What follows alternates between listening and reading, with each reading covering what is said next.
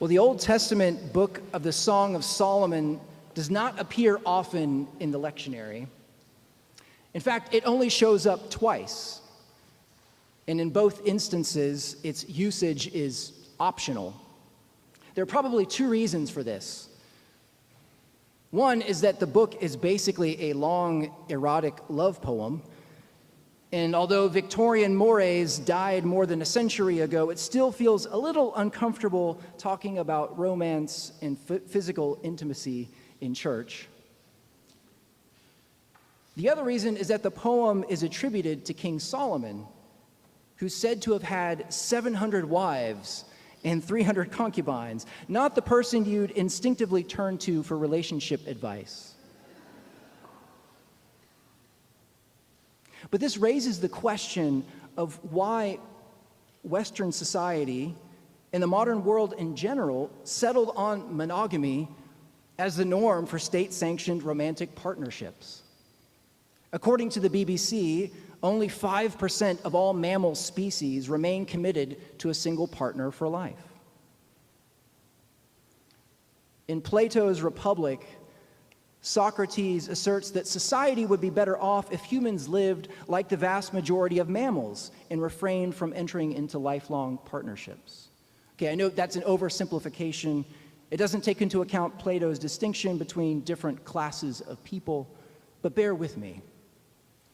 The underlying idea is that jealousy, envy, and strife would be removed if, for procreation, couples were matched only temporarily through a lottery system, and if children were raised not by their parents, but by the entire community.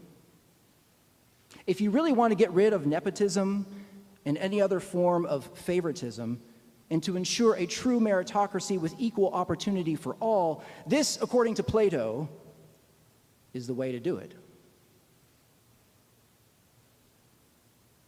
The reality is, marriage is not a rational choice.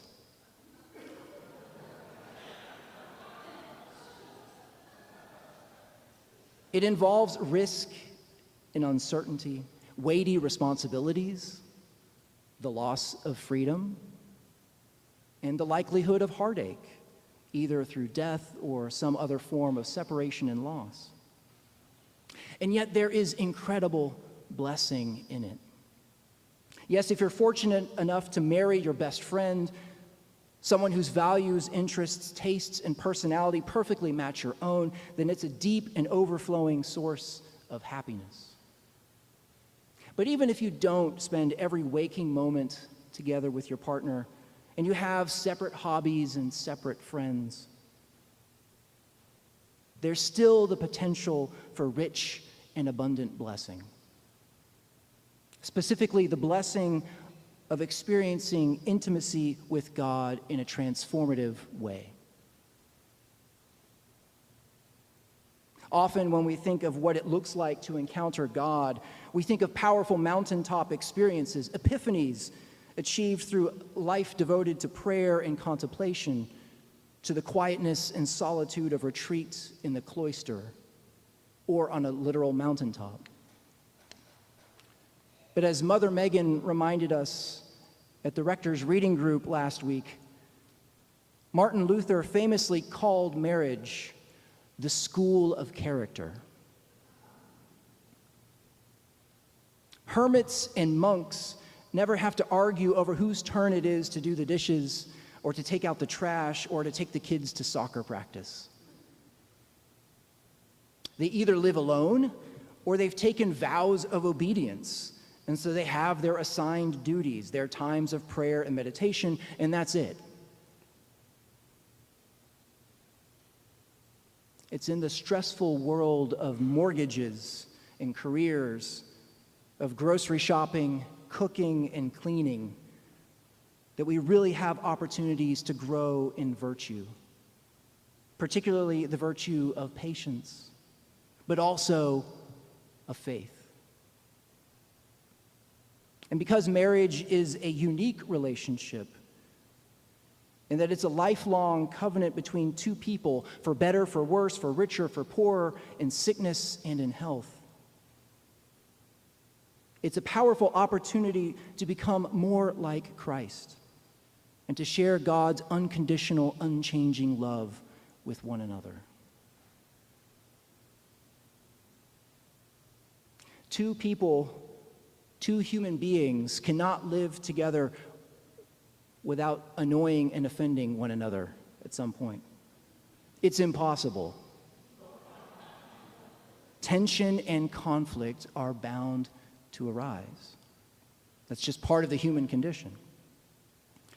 Now, if the people living together are just roommates, as soon as things get difficult, or even if they're just boring, either one is free to move out at any time and find a new place. But if they're married, unless there is abuse or infidelity or neglect, the gospel requires them not just to stick it out. This was the problem with the Victorian moralism of the past. It was all about either ignoring problems or just gritting your teeth and putting up with them until one of the spouses died. When there's conflict, the gospel demands couples to examine themselves, to acknowledge their mistakes, and ask for forgiveness, and to forgive.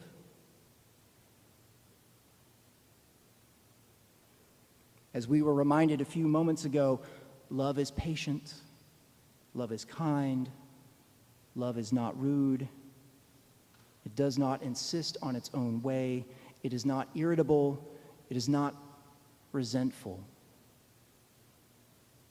That is, it does not hold a grudge. It truly forgives. Living this out is hard and impossible to do perfectly. But the more we try, the more that spouses seek by God's grace to lay down their lives for one another as Christ laid down his life for the church. The more that all of us understand that God's commitment to us is like the unconditional and unchanging covenant of marriage, only that it does not end with death but continues through all eternity. The more we understand this, the more we will truly be blessed.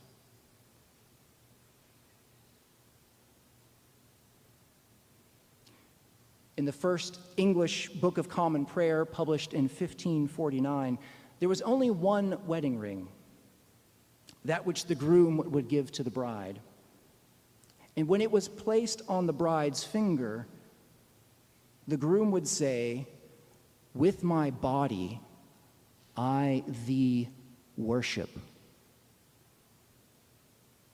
That's pretty intense. And what seems odd, given the temporal context, is that it was the man and not the woman who said this.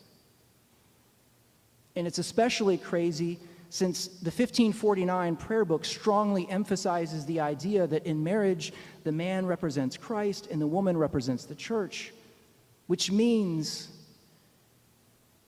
that God himself is also saying to us, "With my body, I thee worship."